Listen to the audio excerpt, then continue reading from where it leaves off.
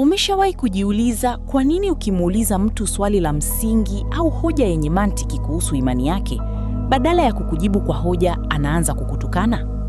Leo hatuongelei vitabu vya sheria za nguvu. Tunaingia ndani ya akili ya mwanadamu na saikolojia halisi mtaani kwetu.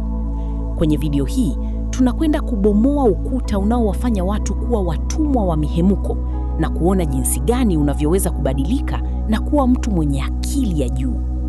Karibu kwenye Frank Media, elimu isiyo na mwisho. Kama unataka kuwa bora kuliko ulivyokuwa jana, subscribe hapo chini, follow kurasa zetu za TikTok na Facebook, na bofya link kwenye bio yangu kutazama madini haya kwa urefu zaidi YouTube. Matusi unayoyaona mtaani au mtandaoni si ishara ya nguvu, bali ni kilio cha akili iliyozidiwa.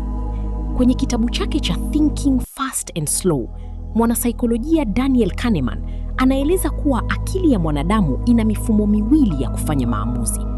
Mfumo wa kwanza unajibu kwa haraka na kwa mihemuko, na mfumo wa pili unajibu kwa mantiki na utulivu.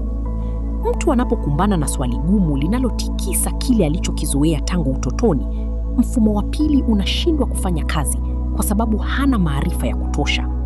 Matokeo yake, mfumo wa kwanza unachukua nafasi na kutoa jibu la haraka la hasira na matusi. Huu ni ugonjwa wa kisaikolojia unaoitwa cognitive dissonance, pale akili inapokataa ukweli mpya ili kulinda faraja ya uongo wa zamani. Fikiria mfano wa mtaani kwetu. Mtu anayetetea nyumba yake ya ibada kwa kutumia lugha chafu dhidi ya mtu mwingine.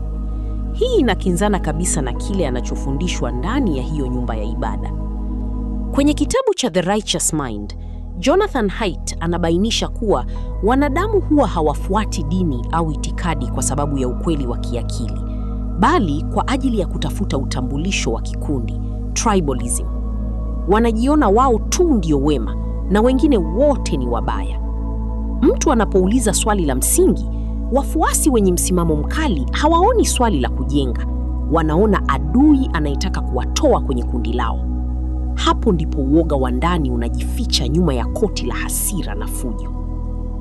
Kama unataka kujitofautisha na kundi hili la watu wanaofikiri kwa kutumia mihemuko, mabadiliko yako lazima yaanzie hapa. Hatua ya kwanza, dhibiti hisia zako, emotional intelligence. Ukiona mtu anakuchokoza au kukupa hoja inayokuumiza, shusha pumzi yako chini. Mtu wa kwanza kupoteza utulivu ndiye anayekuwa ameshindwa mjadala mapema sana. Hatua ya pili, soma kwa undani, sio kwa mazoea ya kukaririshwa. Vitabu vyote vikubwa vya falsafa na dini vinasisitiza hekima. Mtu mwenye maarifa ya kweli hahitaji kupiga kelele au kutukana ili kuthibitisha ukweli wake.